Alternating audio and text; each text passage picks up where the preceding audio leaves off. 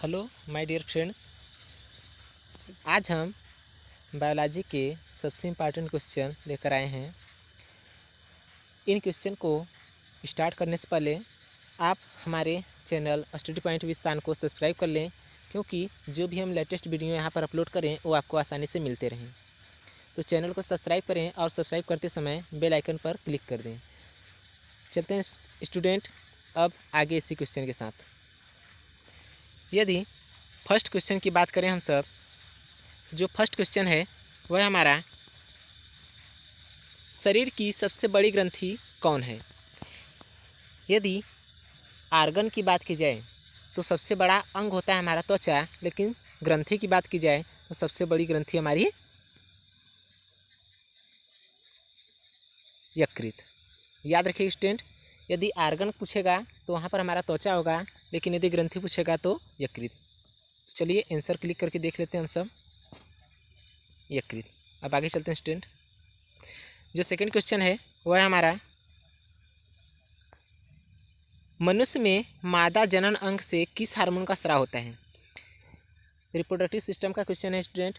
यदि एस्ट्रोजन और प्रोजेस्टेरॉन की बात करें तो ये दोनों नर से स्रावित किए जाते हैं, लेकिन जो रिलैक्सिन हार्मोन है वह मादा से स्रावित किया जाता है।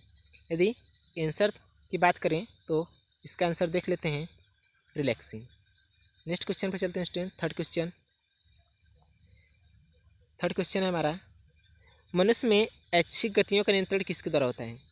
स्टूडेंट, जितनी भी अच्छी गतियाँ होती हैं वे सब सेरिब्रम के द्वारा, और जो अनैच्छिक गतियाँ होती हैं वे सब की सब मेडुला ऑब्लांगेटा के द्वारा नियंत्रित किए जाते हैं। तो इसका आंसर देख लेते हैं स्टूडेंट, सेरिब्रम। क्लियर स्टूडेंट, आगे चलते हैं नेक्स्ट चौथे क्वेश्चन पर। शरीर का तापक्रम कहाँ नियंत्रित होता है। यदि हम सब शरीर के तापक्रम की बात करें तो हमारे ताप का नियंत्रण मस्तिष्क के हाइपोथैलेमस वाले पार्ट में होता है। आंसर देख लेते हैं, हाइपोथैलेमस। यदि प्यास की बात करें तो हमें यदि प्यास लगती है तो उसका भी नियंत्रण हाइपोथैलेमस के द्वारा ही होता है। इसी से हमें पानी पीने का आभास होता है, कब हमें पानी पीना चाहिए और कब नहीं। नेक्स्ट क्वेश्चन चलते हैं स्टूडेंट। पांचवा क्वेश्चन है, अमीबा में भोजन का अंतर्ग्रहण किसके द्वारा होता है। यदि अमीबा की बात करें तो अमीबा एक प्रोटोजोआ संघ का जीव होता है, जिसमें चलने के लिए सूडोपोडिया या हिंदी में कूटपाट जिसे कहते हैं वह पाया जाता है, और इसी कूटपाट के द्वारा ही वह भोजन भी अंतर्ग्रहण करता है। तो इसका सही आंसर होगा आपका कूटपाद। आंसर देख लेते हैं, कूटपाद। यदि हम सब पैरामीशियम की बात करें तो पैरामीशियम में सीलिया, और यदि यूग्लिना की बात करें तो यूग्लिना में एक विशेष प्रकार का आर्गन पाया जाता है जिसे हम सब फ्लैजेला कहते हैं। नेक्स्ट क्वेश्चन पर आगे बढ़ते हैं स्टूडेंट। छठवां क्वेश्चन है हमारा, निम्न में कौन सा एंजाइम लार में पाया जाता है। यदि लार में एंजाइम की बात करें तो हमारे मुख में सबसे पहले भोजन जो पचता है वह होता है कार्बोहाइड्रेट। तो कार्बोहाइड्रेट को बचाने के लिए हमारे मुख में टाइलिन नामक एंजाइम प्रेजेंट होता है, और इसी टाइलिन नामक एंजाइम को हम सब एमाइलेज या बक्कल एमाइलेज भी बोलते हैं। आंसर देख लेते हैं स्टूडेंट, टाइलिन। क्लियर स्टूडेंट, आगे बढ़ते हैं सातवें क्वेश्चन पर। जो सातवां क्वेश्चन है वह हमारा, वह प्रक्रिया जिसके द्वारा मनुष्य श्वास ग्रहण करता है तथा छोड़ता है वह है। यह रिस्पायरेशन या श्वसन चैप्टर का क्वेश्चन है स्टूडेंट। यदि श्वास ग्रहण करना और छोड़ने की बात करता है तो उस प्रोसेस को हम सब श्वासोच्छ्वास बोलते हैं, लेकिन वह प्रक्रिया जिसके द्वारा फूड मटेरियल का हमारे माइटोकॉन्ड्रियम कम्प्लीटली ऑक्सीडेशन होता है उसे हम सब श्वसन कहते हैं। तो यहाँ पर केवल श्वास ग्रहण करना और छोड़ने की बात करता है तो वह होगा आपका श्वासोच्छ्वास। आंसर देख लेते हैं स्टूडेंट, श्वासोच्छ्वास। नेक्स्ट क्वेश्चन पर आगे बढ़ते हैं। आठवां क्वेश्चन, ऊर्जा उत्पादन के लिए कोशिका प्राय किसका उपयोग करती है। तो ऊर्जा उत्पादन के लिए जितनी भी कोशिकाएं होती हैं वे सब की सब कोशिकाएं एक प्रकार के कार्बोहाइड्रेट जिसे हम सब ग्लूकोज कहते हैं उसका उपयोग करती है। आंसर देख लेते हैं स्टूडेंट, ग्लूकोज। नेक्स्ट क्वेश्चन, किस अभिक्रिया द्वारा पौधे में ऑक्सीजन बाहरी वातावरण से कोशिकाओं में पहुंचता है? यदि विसरण प्रोसेस की बात की जाए, जिसे हम सब इंग्लिश में डिफ्यूजन कहते हैं, तो विसरण या डिफ्यूजन के द्वारा कोई भी पदार्थ अपने अधिक सांद्रता से कम सांद्रता की ओर गति करता है। तो शरीर के अंदर ऑक्सीजन कम मात्रा में होता है और शरीर के बाहर अर्थात वायुमंडल में अधिक मात्रा में। इसलिए विसरण प्रोसेस के द्वारा जो अधिक मात्रा में ऑक्सीजन वायुमंडल में प्रेजेंट होती है वह आसानी से पौधों के शरीर के अंदर चली जाती है। आंसर देख लेते हैं स्टूडेंट, विसरण। नेक्स्ट क्वेश्चन, 10वें क्वेश्चन में बढ़ते हैं हम सब। श्वसन की अभिक्रिया में खाद्य पदार्थों की परिणति क्या होती है? यदि परिणति की बात की जाए तो यहाँ पर परिणति का मतलब ये होता है कि उस खाद्य पदार्थ का अंततः क्या होता है। तो श्वसन की क्रिया में जो खाद्य पदार्थ हम सब उपयोग करते हैं उसका विघटन या डिसोसिएशन होता है, अर्थात वह जटिल अणुओं से श्वसन की क्रिया के द्वारा सरल अणुओं में तोड़ा जाता है और यह प्रक्रिया कंप्लीटली हमारे कोशिका के माइटोकॉन्ड्रिया नामक कोशिकांग में संपन्न होती है। तो आंसर देख लेते हैं स्टूडेंट, विघटन। नेक्स्ट क्वेश्चन पर आगे बढ़ते हैं। खाद्य पदार्थों का पौधों में स्थानांतरण का मुख्य रूप कौन सा है? याद रखिए स्टूडेंट, खाद्य पदार्थों के स्थानांतरण की बात की जाए तो पौधों में किस प्रकार से भोजन का स्थानांतरण होता है, इसके लिए सुक्रोज परिकल्पना एक दी गई है, स्टार्च सुक्रोज कन्वर्जन। इसके आधार पर जो आपका तीसरा ऑप्शन है सुक्रोज वह सही है, अर्थात पौधों के अंदर खाद्य पदार्थों का स्थानांतरण सुक्रोज के रूप में होता है। आंसर देख लेते हैं स्टूडेंट, सुक्रोज। नेक्स्ट क्वेश्चन, एक स्वस्थ मनुष्य का रक्तचाप होता है। एक स्वस्थ व्यक्ति जिसका हृदय 1 मिनट में 72 टाइम्स धड़कता है, यदि उसके ब्लड प्रेशर की बात की जाए तो 120 से और 120 और 80। किसी भी एक सामान्य व्यक्ति का रक्तचाप इतना ही होता है। आंसर देख लेते हैं स्टूडेंट, 120/80। नेक्स्ट क्वेश्चन पर आगे बढ़ते हैं हम सब। जो हमारा नेक्स्ट क्वेश्चन है वह है, मनुष्य के मस्तिष्क की सबसे बाहरी झिल्ली है, अर्थात मानव का जो मस्तिष्क है वह 3 आवरण से ढका होता है और उसमें जो 3 आवरण होते हैं वह होता है ड्यूरामेटर, एरेक्नाइड और पायामीटर। इसे हम सब जनरली एक ट्रिक से भी याद करते हैं। वह ट्रिक है आपका, या तो आप इसे पैड से याद रखिए या तो डेट से। स्टूडेंट, इसमें आसानी से हम सब याद रख सकते हैं कि जो सबसे हार्डेस्ट पार्ट है वह है आपका बाहर वाला, अर्थात ड्यूरामीटर।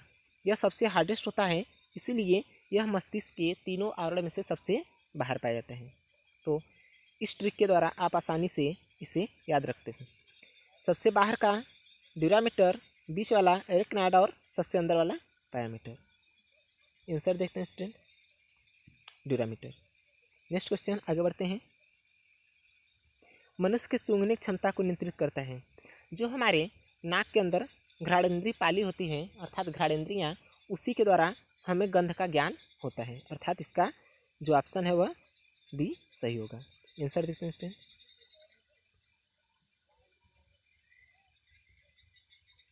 तो आंसर है बी। आगे चलते हैं नेक्स्ट क्वेश्चन पर। मनुष्य में बुद्धि एवं चतुराई का केंद्र है। जनरली आपको पता होगा कि जितने भी सोचने समझने की बात होती है वह मस्तिष्क के सेरिब्रम नामक पार्ट के द्वारा होती है। तो आंसर देख लेते हैं स्टूडेंट, सेरिब्रम। नेक्स्ट क्वेश्चन पर आगे बढ़ते हैं। रक्त में ग्लूकोज की मात्रा नियंत्रित करता है।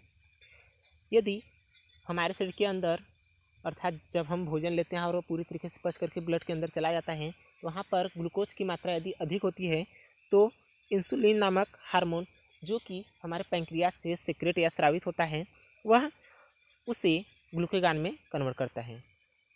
तो यहाँ पर जो करेक्ट आंसर होगा वह होगा आपका इंसुलिन के कारण। आंसर देख लेते हैं स्टूडेंट, इंसुलिन के कारण। नेक्स्ट आगे पहुँचते हैं हम सब 17वें क्वेश्चन पर। जो 17वां क्वेश्चन है वह हमारा